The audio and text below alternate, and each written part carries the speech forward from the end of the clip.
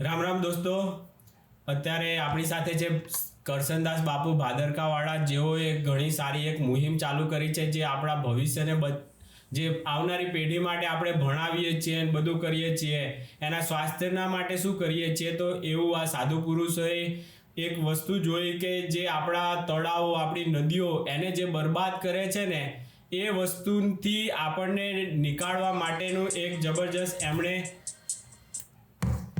એમણે પહેલ કરી છે. તો આપણે જાણીએ એમની પાસેથી કે આ અત્યારે જેતપુરના સાડી ઉદ્યોગ વિશે તમારું શું નિષ્કર્ષ પર પહોંચ્યા છો અને આગળ શું આગળની રણનીતિ છે.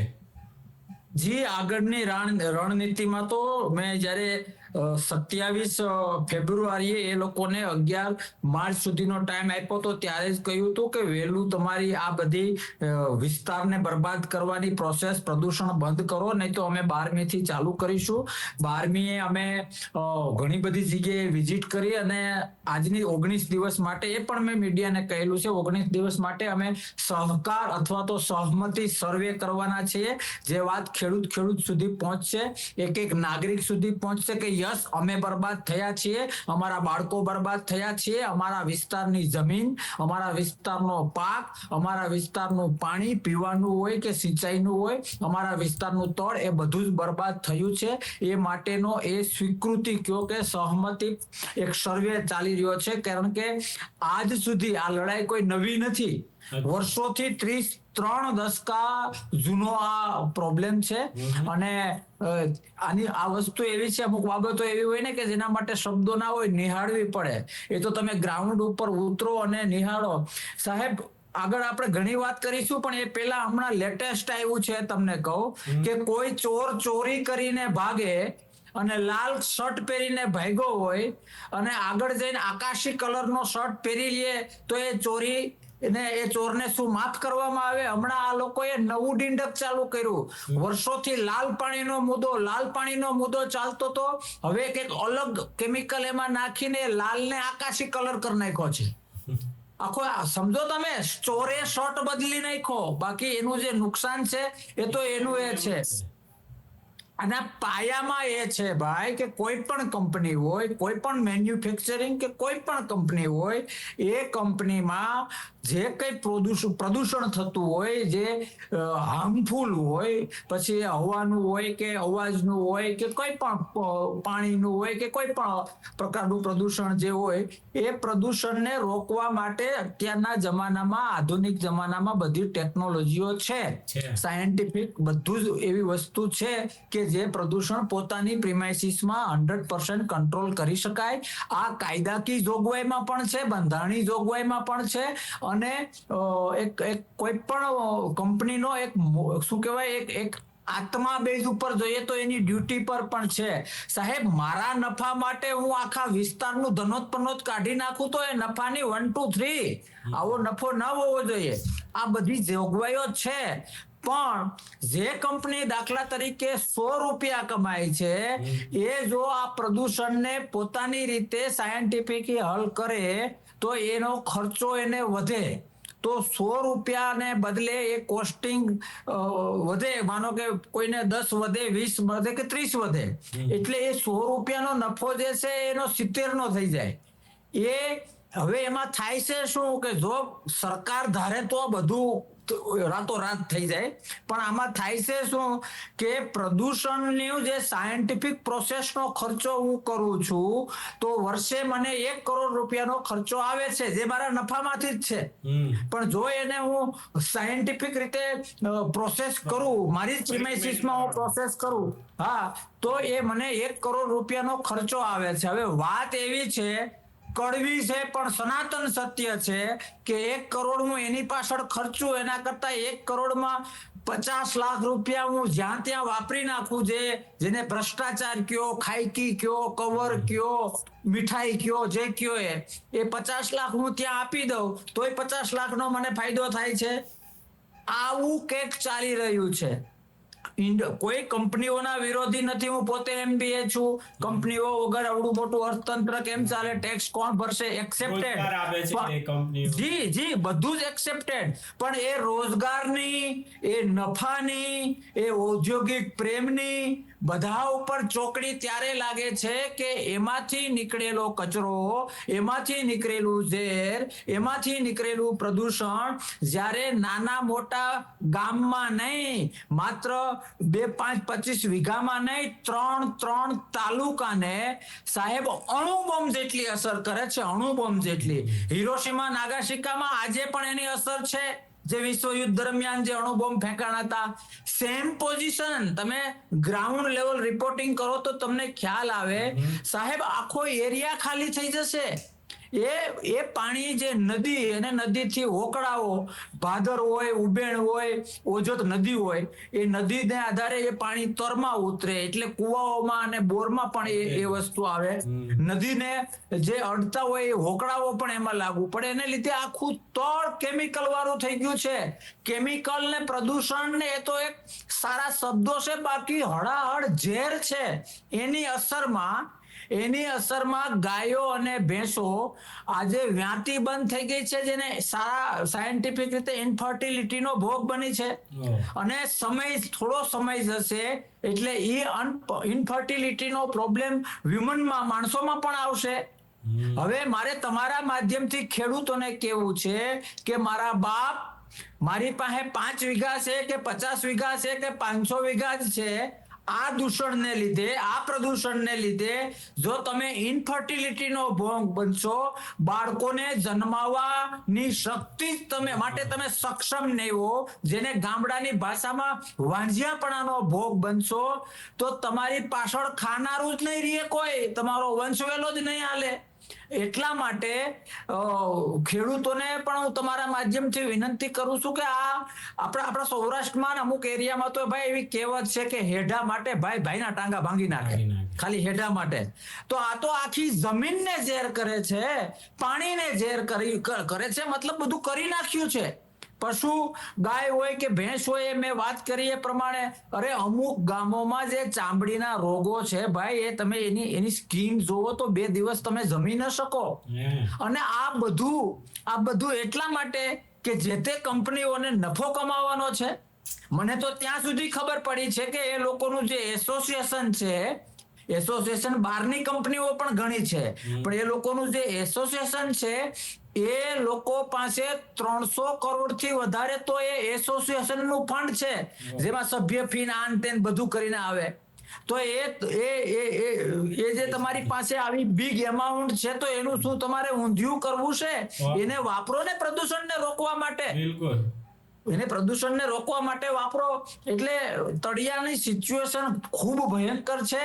અને આજ સુધી ઘણાએ આ મુદ્દો હાથમાં લીધો, પણ હું ડંકાની ચોટ ઉપર ધર્મ અને નજર સમક્ષ રાખીને કહું છું, 12 તારીખથી ચાલુ થયું છે, આજે 17 તારીખ છે, હજી તો 5-6 દિવસ થયા છે, હજી તો માત્ર સહમતિ સર્વે ચાલે છે. એક ખેડૂતને એક ઘરે અમારી ટીમ વાસ્તવિકતા સમજાવશે કે આવો હક નથી કે કોઈના બાળકનું ભવિષ્ય બગાડવું, કોઈની જમીન ખેદાન મેદાન કરી નાખવી, કોઈ આખો સમયાંતરે આખો વિસ્તાર રણ કરતા ખરાબ થઈ જશે. મારા શબ્દો યાદ રાખજો, ત્યાં કશું જ નહીં થાય. ત્યાં અત્યારે કહીએ ને કે, અને હદ તો મેં ત્યાં સુધી થાય છે કે ઇનફર્ટિલિટીનો આવશે તો આખી પેઢી જ જન્મતી બંધ થઈ જશે. એટલે આ જે ગંભીરતા છે ને, એ ગંભીરતા અમે એક ખેડૂત સુધી લઈ જઈશું. અત્યારે અમારું આ ચાલે છે, લાંબા ગાળાની પ્રોસેસ છે, પણ ડંકાની ચોટ ઉપર કહું છું કે અમારી આ જે મુહિમ છે, અમારું જે આ આંદોલન છે, એમાં 2 જ ઓપ્શન છે, 2 જ. એક તો યુનિટને તાળા મારો, અથવા પોલ્યુશન ઝીરો કરો. આ ઝેર જે તમે ઓકો છો એ ઝીરો કરો. કારણ કે લોકશાહીમાં રાજા લોકો છે. સરકારો હોય તો લોકહિત કાર્યો કરવા માટે હોય છે. સરકાર સ્ટેટ ગવર્મેન્ટ હોય કે સેન્ટ્રલ ગવર્મેન્ટ હોય, ત્યાં ધોકાવા માટે રાખી છે. તંત્રને ચલાવવા માટે, લોકોનું અને લોકશાહીનું વિસ્તારનું હિત કેમ થાય એના માટે સરકારો આવતી હોય છે અને જતી હોય છે. તો એ લોકહિત માટે જો કોઈ સરકાર કઈ ના કરી શકતી હોય, પોતાના ક્યાંક ને ક્યાંક મળતિયાઓને હાચવવા માટે, અને આ કઈ એવો થોડો પ્રોબ્લેમ છે કે ભાઈ મારે બદલે તમને નોકરી આપી દીધી, થોડું ઘણું બીજા નાના મોટા અનેક પ્રકારના આંદોલનો થતા હોય છે. આ તો અસ્તિત્વની લડત છે સાહેબ, અસ્તિત્વની. જો આમને આમ ચાલ્યું તો અસ્તિત્વ જ ના રહે. અને શાસ્ત્રોમાં લખ્યું છે કે જ્યારે અસ્તિત્વનો સવાલ આવે ત્યારે માણસ મરણીયો થાય. અમારા પ્રયાસ એવા હશે કે અમે ખેડૂતોને વાસ્તવિકતા સમજાવીશું. અસ્તિત્વની લડતની જેમ અમે આખી એક લાખો ખેડૂતોની ટીમ તૈયાર કરીશું અને આ લોકોની આંખ ખોલીને જ રહીશું. ફરીથી રિપીટ કરું છું, બે જ ઓપ્શન: યુનિટોને તાળા, કંપનીઓ બંધ, અથવા પોલ્યુશન 0 લેવલ. જી, આ ઈટીપી જે પ્લાન્ટ હોય છે ને એ નાખવાના જ હોય. આમાં કઈ બીજું ચાલી જ ના કે તમે જેટલું પણ તમારું પ્રદૂષિત છે પણ એને સાફ કરીને જ તમારે નદી તળાવમાં જવા દેવું પડે. આ તો એમના માટે પણ સારું છે. એને એના છોકરાઓ ને બધા એને અહીંયા જ રહેવાનું છે ને. ગમે એવડો મોટો ઉદ્યોગપતિ હોય, ઘણા એક મેં સાંભળ્યું હતું તમાકુનું એ ચલાવતો હતો તો એને જ કેન્સર થયું તો એને ભાન થયું, પછી એને બંધ કરી નાખ્યું તમાકુ વેચવાનું. તો આ લોકોને પછી ભાન થશે. એ પહેલા તમારા જેવા સાધુ પુરુષો સમજાવવા મથે છે તો સમજી જવું જોઈએ. આ તો કઈ એવડું મોટો તો પ્રશ્ન તમે તો નથી કે તમે તમારા માટે પૈસા માંગતા હોય કે તમે એમને બીજી કોઈ રીતનું એ કરતા હોય. પણ આ તો તમે કેટલું સારો મુદ્દો ઉપાડ્યો છે કે પર્યાવરણ, આખું જીવન ચક્ર. તમે કીધું પશુ ઢોળ આવું અંદર માછલાઓ મરી જાય, કોઈ રહે નહીં, તો આ જીવન ચક્ર ખોરવાઈ જાય. એ બધો જ આપણને જ પ્રોબ્લેમ થવાનો છે. આપણને કેન્સર ને ચામડીના રોગ ને આટલું બધું થતું હોય. મેં ચેટ જીપીટીમાં પૂછ્યું તો આ તમે કીધું ને એ બધું જ આવ્યું કે છે ગ્રાઉન્ડ વોટર અંદરનું ખરાબ કરી નાખે. એ હદે આટલું આ પ્રદૂષિત પાણીની એનું દૂરોગામી પરિણામો છે. તો આટલી નાની વસ્તુઓ પણ કેમ સમજતા નથી જાડી ચામડી વાળા. પ્લસ તમારે જે આ તમે તો બહુ ભણેલા MBA ને એવું કરેલું છે, પણ જે કલેક્ટર અઘરી પરીક્ષાઓ પાસ કરીને ત્યાં બેઠા છે, હકીકતમાં તો એને કરવું જોઈએ ને આ વસ્તુ. પછી ત્યાં MLA છે, એને વોટ લીધા છે, આ લોકોની શરીરની સ્વાસ્થ્યની ચિંતા એને બી હોવી જોઈએ ને. તો આ લોકોનું શું તમને એ લોકો તરફથી કેવા પ્રત્યુત્તર કે આમ કઈ તમારા નજરે એ લોકોની શું સ્થિતિ છે એ મને કહો થોડુંક. જનનાયકની જો ઈચ્છા શક્તિ હોય, પેલા તો આપણે વહીવટ તંત્રની વાત કરીએ, કલેક્ટરની. તો સાહેબ એમની જિલ્લાનો વહીવટી રાજા આ તે સુપરિન્ટેન્ડન્ટ અને કલેક્ટર, બરાબર, એટલે અહીંયા જિલ્લો લગભગ લોક થઈ જાય, બરાબર. પણ એની આખી જે આપણા બધાની એક શું કહેવાય કઠણાઈ છે. આપણે બધા એક એવા સમયમાં જન્મ્યા છે કે આ બધું જોવું પડે છે. એ તો બધું એનો રિમોટ કંટ્રોલ તો ગવર્મેન્ટ હોય છે. કોણ એવો જે પિક્ચરોમાં જોઈએ એ ટાઈપનો માણસ હોય છે કે હું મારો ધર્મ નિભાવીશ, ત્યાંથી જે બટન દબાવ ઓલો એવાય ઓફિસરો હશે કે કદાચ ઓફિસમાં એકલા રડી લેતા હોય છે, પણ ઉપરથી જે ઓર્ડર આવે એ કરવું પડે, બરાબર. મેઇન વસ્તુ આમાં ગવર્મેન્ટ જવાબદાર છે. પછી કોઈ પણ માનો કે કાલ સવારે સરકાર બદલાઈને કોઈ બીજી પાર્ટીની આવે અને તોય આ પછી ચાલુ રહે તો એ ટાઈમે એ સરકાર જવાબદાર છે. જી, સરકાર ધારે તો બધું કલાકમાં સુપડા સાફ બધું ક્લીન થઈ જાય, એકદમ ક્લીન થઈ જાય. પણ એ ઈરાદાઓ એટલે નથી, કારણ કે આમાં સાહેબ ગ્રાઉન્ડ લેવલનું પોલિટિક્સ જોઈએ ને તો માનો કે હું ગવર્મેન્ટ ચલાવું છું, મારો અમુક પાવર અમુક એરિયામાંથી આવે છે. પાવર એટલે અમુક પ્રકારના લોકો, એમાં પછી ફંડિંગની વાત હોય અને ઘણું બધું એ રીતનું હોય છે કે જે ત્યાંથી એચીવ થતું હોય. બાકી સાહેબ નાનું છોકરું સમજી શકે સરકાર ધારે તો આ ન થઈ શકે. અને બીજી વસ્તુ એવું તો નથી કે માનો કોઈ એક પાર્ટી બીજી પાર્ટી ઉપર બ્લેમ કરે છે કે આમ છે તેમ છે, એવું તો છે નહીં. આ શું કહેવાય કે ખુલ્લમ ખુલ્લા જાહેરમાં છે. અથવા એવું હોય કે 5, 25, 50, 100 વીઘામાં હોય તોય કદાચ એમ થાય કે ભાઈ બાપુ એ કે બીજા એ સામેવાળાને બદનામ કરવા માટે પેલા જાતે બાજી બગાડ નાખી, બરાબર. આ તો સાહેબ 3 જિલ્લા, 3 નદી, હોકડા, પછી જે તમે કહ્યું એ પ્રમાણે તળ, બોર, કુવા, એ બધું જ ઝેર બની ગયું છે. બધું જ ઝેર બની ગયું છે ખેડૂતોની. અને બીજી વાત, આ ખાલી ખેડૂત પૂરતું લિમિટ નથી. શહેરવાળાને હોય કે આ તો અમારો પ્રોબ્લેમ ક્યાં છે, આ તો આપણે ક્યાં ખેતી કરવી છે. પણ ઘરમાં જે દૂધ આવે છે ને સાહેબ, એ દૂધ એ ગાયનું ભેંસનું આવે છે કે જે ઝેર પીવે છે. જે શાકભાજી આવે છે ને એ શાકભાજીનો ઉછેર ઝેર વાળા પાણીથી થયો છે, બરાબર. પછી તમારા ઘરે જે બોર છે તો અંદર આ તો ઠીક કે આપને જે નજરે દેખાય છે એ અંદર એ પાણી ક્યાં સુધી પહોંચ્યું હશે કોને ખબર છે. પાણી શબ્દ વાપરવો આના માટે પાણીનું અપમાન છે. આ ઝેર જ છે, ઝેર જ છે. બરાબર. અને બહુ ખરેખર કેમ લોકોની આંખ નથી ઉઘડ. નાના મોટા પ્રોબ્લેમ ને નાની મોટા વાંધા આંદોલન તો આવડા મોટા દેશમાં ચાલતા હોય, પણ આમાં તો આવતી પેઢી ખતમ થવા જઈ રહી છે ભાઈ સાહેબ. ઇનફર્ટિલિટી જો હ્યુમનમાં ધીમે ધીમે જેમ, કારણ કે ગાય અને ભેંસની જે ઇમ્યુનિટી હોય જે એ આપણા કરતા વિશેષ હોય, એ તો સ્વાભાવિક છે, વધારે જ હોય. કારણ કે એને તો આરઓનું પાણી મળવાનું નથી, એને તો ફિલ્ટર મળવાનું નથી, તો એ લોકો એ સર્વાઈવ કરે છે. ધેટ મીન્સ આપણા કરતા એની પાચન શક્તિથી લઈને રોગ પ્રતિકારક શક્તિ, ઇમ્યુનિટી બધું વધારે હોય છે. એમ છતાંય ગાય અને ભેંસમાં ઇનફર્ટિલિટી આવી ગઈ છે, ચાલુ થઈ ગઈ છે. આ મારું હું કહું છું નહીં, ગ્રાઉન્ડ ઉપર કોઈ પણ રિપોર્ટિંગ કરી શકે. હવે એ હ્યુમનમાં આવશે, એ માણસોમાં આવશે તો આવતી પેઢી જ નહીં જન્મે. અને મને એમાં પણ ઇનવિટ્રો ફર્ટિલાઇઝેશનમાં આજથી 7માં એટલે 19 વર્ષ પહેલા મેં સરોગસી ઉપર એક વર્લ્ડની ફર્સ્ટ બુક લખેલી છે. એટલે ઇનફર્ટિલિટીનો મેં પોતે અભ્યાસ કરેલો છે, આ કઈ સાંભળેલું કે વાંચેલું નથી. ને એમાંનું એક કારણ આ રીતના કેમિકલો અને ઝેરી પેલા હોય છે. હવે એ ગાય ભેંસમાં ચાલુ થયું સાહેબ, તમે વિચાર કરો કે હ્યુમનમાં ચાલુ થશે તો મિલકત કૂતરા ખાહે, કૂતરા પાછળ પયા ભમ થઈ જાય, કઈ નહીં રહે. અને આ વાત હું એટલા માટે કરું છું કે ખેડૂતોએ બિલકુલ સાયલેન્ટ રહેવાની જરૂર નથી.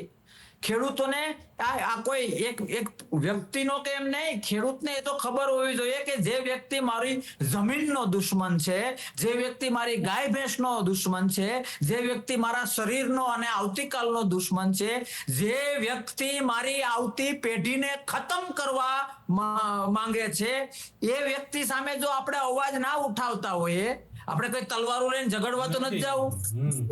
લોકશાહીમાં તો લોકોનો સમૂહ એ જ સૌથી મોટી તલવાર છે, સૌથી મોટું વેપન છે. એટલે તમારા માધ્યમથી ખેડૂતોને પણ કહું છું કે અમે તમારા સુધી પહોંચીશું, તમારા સુધી આવીશું. અને અત્યાર સુધી કદાચ ઘણા લોકોએ કહ્યું હશે, નિષ્ફળતા મળી હશે, એટલે તમને કદાચ થોડો ઘણો તમારો ભરોસો આમ તેમ થયો હશે. પણ અમે છાતી ઠોકીને કહીએ છીએ, કેટલો ટાઈમ લાંબુ લડવું પડે એ મને ખબર નથી, પણ જ્યાં સુધી પોલ્યુશન ઝીરો નહીં થાય અથવા કંપનીઓને તાળા નહીં લાગે ત્યાં સુધી જે ભોગવવું પડશે ભોગવીશું, જે સહન કરવું પડશે કરીશું, પણ પાછા નહીં હટીએ. કારણ કે 3 જિલ્લા માટે કદાચ મરવું પડતું હોય ને તો એ ઉપર જઈને વ્યવસ્થિત જવાબ દઈ શકીશું. અમારી ટીમ વ્યવસ્થિત જવાબ દઈ શકશે કે એક મોટું યુદ્ધ ખેલીને આવ્યા છીએ અને લોકોના હિત માટે ખેલીને આવ્યા છીએ. 3 જિલ્લા કયા? રાજકોટ, જુનાગઢ અને પોરબંદર. 3 એ તો ઉપરથી, હું રિપીટ કરું, એ ઉપરથી દેખાય છે. જે પાણી અંદર ઉતર્યું, સાદી ભાષામાં એ સરવાણી, આપણે હરવાણી કહીએ ને કાઠિયાવાડી ભાષામાં, દેશી ભાષામાં હરવાણી, એ સરવાણી ક્યાં સુધી ગઈ હશે, એ ઝેર ક્યાં સુધી પહોંચ્યું હશે, એ તો આપને ખબર નથી. અરે સાહેબ, હમણાં હું ગામડાઓ ત્યાં ફેરો, આરઓ કામ નથી કરતા. આરઓ ની કેપેસિટી પૂરી થઈ જાય છે. નહીં તો લોકો આપણે આરઓ સ્વાભાવિક અત્યારે બધા ઘરે વાપરતા હોય કે ભાઈ પાણીજન્ય રોગ ના થાય, એની કેપેસિટી પૂરી થઈ જાય છે. ઊભા પાક એમને બરી જાય છે. તમે હું તો કહું, તમે શક્ય હોય ને તો મીડિયા વાળા, અને હું તો તમારા માધ્યમથી મીડિયા વાળાને દંડવત કરીને વિનંતી કરું છું કે પાસ્ટમાં હું પણ એઝ એ મીડિયા કર્મી મેં કામ કરેલું છે. મીડિયાનું કામ માત્ર ન્યૂઝ આપવાનું નથી. મીડિયાને 2 હાથ અને ત્રીજું માથું જોડીને વિનંતી કરું કે અમે ક્યાંય ખોટા હોઈએ તો અમને ઘસી નાખજો, પણ એક વખત ગ્રાઉન્ડ ઉપર જઈને જોવો. પુણ્ય મળશે. લોકોની વેદના, લોકોની હાલત, અને કઈ આ નાનો મોટો એરિયા થોડો છે, આખી ભાદર, ઉબેણ, ઓજત, જેતપુર તાલુકો આખો, વિસાવદર તાલુકો, જુનાગઢ તાલુકો, વંથલી તાલુકો, માણાવદર તાલુકો, કેશો, આખા એરિયા છે, માધુપુર ઘેડ સુધી, દરિયા સુધી. સાહેબ, એમાં જે ક્રીમ જે આ 3 નદીઓ વાળો પટ્ટો છે ત્યાં મીડિયા વાળા જોઈને ખરેખર જો અવાજ ઉઠાવે ને તો લાખો લોકોના જીવ બચાવવા જેવું પુણ્ય મળશે, લાખો જીવને બચાવ્યા હોય એટલું પુણ્ય મળશે, કારણ કે ખૂબ સેન્સિટિવ મુદ્દો છે. આના કરતા સાહેબ મેં આ પેલાય કહેલું છે, આના કરતા અણુબોમ્બ સારો કે એક વખતમાં ખતમ કરી દે, એક વખતમાં ખતમ કરી ધીમે ધીમે ટાચણી મારીને મારે છે, ટાચણી મારીને મારે છે. પણ તમારા માધ્યમથી હું ખેડૂતોને ભરોસો આપું છું કે ભાઈ આમ રાખજો, આંખમાં તેજ રાખજો, કાંડામાં શક્તિ રાખજો, અમે લડીશું પણ તમારા સપોર્ટની અમારે જરૂર છે, તમારા માટે અમે લડીએ છીએ. વ્યક્તિગત મારી પોતાની જમીન ત્યાં નથી, બરાબર, પણ નથી રહેવાતું સાહેબ. એ પોઝિશન જોઈએ તો રાત્રે ઊંઘ ઉડી જાય, રડવું આવે. અમુક પોઝિશન જોઈએ ને તો હાવ બધું પયાભમ થવા જઈ રહ્યું છે. એટલે જો મીડિયા આ બાબતે જાગે અને ખેડૂતો લડી લેવાના મૂડમાં, હું ફરીથી કહું છું, લડી લેવાના મૂડમાં મતલબ જ્યારે જરૂર પડે ત્યારે બધું જ સાઈડમાં કરીને ઉભા રહીએ. અને એના માટે હજારો લાખો ખેડૂત તૈયાર છે, પણ જે લોકો તૈયાર નથી થતા એના માટે હું આ વાત કરું છું કે આવો સાથે મળીને વિસ્તારને બચાવીએ, આવતી પેઢીને બચાવીએ, આપણી માં ધરતી જમીનને બચાવીએ, આપણું પશુધન કે જેને પણ આપણે એક ધર્મમાં એક ખાસ મહત્વ છે એને બચાવીએ. એના માટે લડતા રહીશું તો 100% રિઝલ્ટ લાવીશું. અને આજ સુધી જે હિસ્યો થયું, 5-25 હજાર માણસો ભેગા કર્યા, મોટા ભાષણો થયા, બીજે જે છાપા ટીવીમાં આવી ગયું, વાર્તા પૂરી થઈ. આ આંદોલન એવું નથી. આ આંદોલન બહુ સ્લોલી જશે, ઘરે જશે. અને આજ સુધી ક્યાંય નહીં થયું હોય ને એ ટાઈપની તાકાત વાળો એક જનજુવાળ ઉભો થશે. અને એમાં ક્યાંય કોઈ પણ પ્રકારનો આ બાજુનો સ્વાર્થ નથી. માત્ર આજે બંધ કરી દઈએ, આજે એ પ્રદૂષણ બંધ કરી દઈએ, અરે કામ નહીં, મીડિયાની હાજરીમાં આપણે દંડવત નાક લીટી કરીને દંડવત કરવા તૈયાર છું કે બાપ તમે બહુ સારું કામ કર્યું, કરવા તૈયાર છું. આવું થોડું હોય યાર. લોકોને, નિર્દોષ માણસોને પોતાના 5 પૈસાના નફા માટે મારી નાખવાના ધંધા કરવા, અને એ પાછું આ બ્લાઇન્ડ ગવર્મેન્ટ એ જોઈ રહી છે, હદ છે. અમે તો નામ જોગાઈ જઈશું, થોડો સમય જશે ને એટલે નામ જોગ જઈશું. એવું છે. ગુજરાત પોલ્યુશન કંટ્રોલ બોર્ડ શું કરે છે? તમે આમ એમાં કોઈ રીતની કાયદાકીય રીતે કેવું કઈ રજૂઆત કરેલી છે? ગુજરાત પોલ્યુશન બોર્ડ, માનો કે શરૂઆતમાં જે આપણે વાત કરી, તમે કલેક્ટર વાળી જે વાત કરી, બરાબર, એ તમે ક્યારે બત્રીપુત્રા જોયા? આપણે પપેટ શો કહીએ ને, પપેટ શો, બરાબર? હા, એમ અમે બત્રીપુત્રા કહેતા દેશી ભાષામાં, ગામડે અમારા સૌરાષ્ટ્રમાં, બરાબર. તો આપને એમ થાય મગર દોડે છે, રાજા તલવાર લઈને જાય છે, ઘોડો દોડે છે. હકીકતમાં એવું હોતું નથી. ઉપર આંગળાથી બધું આમ થતું હોય છે. એ આંગળા તો ગાંધીનગર ને દિલ્હીમાં છે, બાકી તો મગર ઊંધો થઈ જાય. એમના છોકરા છે એ વાંજણા થઈ જાય. તો હું આ તો તમે કીધું ને કે ભેંસો, હકીકત હમણાં રિસર્ચ આવ્યું હતું, એમાં ભેંસો જે ઓરિજિનલ ભેંસોનું દૂધ હોય ને એમાં એક ભયંકર હદે યુરિયા ને આવું બધું આવે છે. ક્યાંથી આવે? તો આવું બધું કેમિકલ વાળું ના જ બધું એ પીવે પાણી ને એના ઘાસચારામાં જાય, એ જ બધું આવે છે. તો તમારી લડાઈ તો પરફેક્ટ છે અને સારી છે. તો આ છોડતા નહીં, અને આમાં જનજાગૃતિ તો જોશે, નહીં તો તમારા જેવા એકલા પછી ક્યાં સુધી તમે લડી શકવાના છો? નહીં, ખેડૂતોનો ખૂબ ઉત્સાહ છે, પણ એટલી હદે ઉત્સાહ લઈ જવો છે કે આજ સુધી કોઈ વિચાર્યું ના હોય કે ખેડૂતો પોતાની માદરે વતન, પોતાની જમીન, પોતાના પશુધન, પોતાના બાળકો, પોતાના આવતી પેઢીના રક્ષણ માટે ખેડૂત શું કરી શકે. એ વિસ્તારના આમ જોઈએ ને તો બધા પાણી વાળા માણસો છે, એ શું કરી શકે ને એ તાકાત આજ સુધી કોઈ વિચારી નહીં હોય ને એ રીતે પ્રગટ થશે. અને એ ખેડૂતોની એકતાની જ્યોતનો પ્રકાશ એવો હશે કે નુકસાન કરતા બધા જ યુનિટો ભસ્મીભૂત થઈ જશે. કોઈના પપ્પાની ધોરાજી નથી કે પોતાના 5-25 ના નફા માટે આખા વિસ્તારને ખતમ કરી નાખવા, અણુબોમ્બની જેમ પ્રદૂષણ ફેંકવું. આવું ન ચાલે. આજ સુધી ચાલ્યું હોય ને કદાચ એના મોઢા પર સ્માઇલ હોય તો એ લોકો પણ આ સાંભળતા હોય તો યાદ રાખજો સાહેબ, સંકેલી લ્યો. કોઈ કામ ફરજિયાત કરવું પડે એના કરતા સ્વેચ્છાએ કરી નાખો. જી. અને એને તો ખર્ચામાં એક વસ્તુ આ એડ કરવાની છે એની તો કઈ એને ઘરના થોડા કાઢવાના છે. એને જે ખર્ચો અત્યારે થતો હોય એમાં આવો પ્લાન્ટ નાખે ને ખર્ચો થયો તો એ ખર્ચો એડ પ્રોફિટ કરવાનો. માર્જિન આમાં નાના Profit તો ખર્ચો એટલું ને એટલું જ થવાનું છે. પણ એમ નહીં ભાઈ, માર્જિન એટલું ના થતું હોય તો શું છે? હા, ના થાય તો કદાચ એ 100 રૂપિયા કમાતા હોય, 100 રૂપિયા એમ નહીં, 100 રૂપિયા કમાતા હોય તો 70 કમાય, 100 રૂપિયા બરાબર. કમાતા હોય તો 50 કમાય. પણ ના આ તો સો- આવડું મોટું હા. 300 કરોડ એસોસિએશન આવડું મોટું છે. બધા એક આમટા નક્કી કરે કે ભાઈ હવે જો આપણો ખર્ચો આના લીધે થોડોક વધે છે તો આપણે આટલા ભાવની નીચે નહીં વેચવાનું. આટલું અરે શું ભાઈ, વસ્તુ બધા છે? બહુ ઉસ્તાદ છે, બહુ ઉસ્તાદ છે, બધાને બધી ખબર છે શું કરવું જોઈએ. પણ આ તો શું છે કે ખર્ચો ના કરવો અને એમને એમ દે ધનાધન ચાલે છે, કોઈ તાકાત વાળો અવાજ તો ઉઠતો નથી. તો આ કોને ગામનું, વિસ્તારનું, 3 જિલ્લાનું, નદીઓની જે થવાની હોય એ થાય, આપણો નફો બચે છે ને. આવું એ લાઇટલી લે છે, પણ એ લાઇટલી હવે એનું લાંબુ ભવિષ્ય નથી. એને બંધ કરવું જ પડશે. કોઈના જીવના જોખમે સાહેબ મારા નફાની ચિંતા ન કરાય. જી, હું જો ઉદ્યોગોનો બહુ સપોર્ટર છું, કારણ કે એ જ લોકો રોજગાર આપે છે તો આપણા ઘર ને એવું બધું ચાલે છે. પણ એને થોડુંક તો સમજવું જોઈએ કે આપણી એક ફરજ એ છે કે આવી રીતે આપણે કોઈ પણ પ્રકૃતિના ભોગે કે આવનારી પેઢીના ભોગે કોઈ વસ્તુ આપણે કરતા હોય તો રોકાઈ સાહેબ, જઈએ. એ તમે જે વાત કરી ને એ બહુ લાઇટલી છે. હું તમને કહું, માનો કે તમારું મૂળ વતન કયું? મહેસાણા. તમારે મહેસાણાની અંદર માનો કે તમારી પાસે 100 વીઘા જમીન છે, ઘડીક વાર એવું માની લો, બરાબર.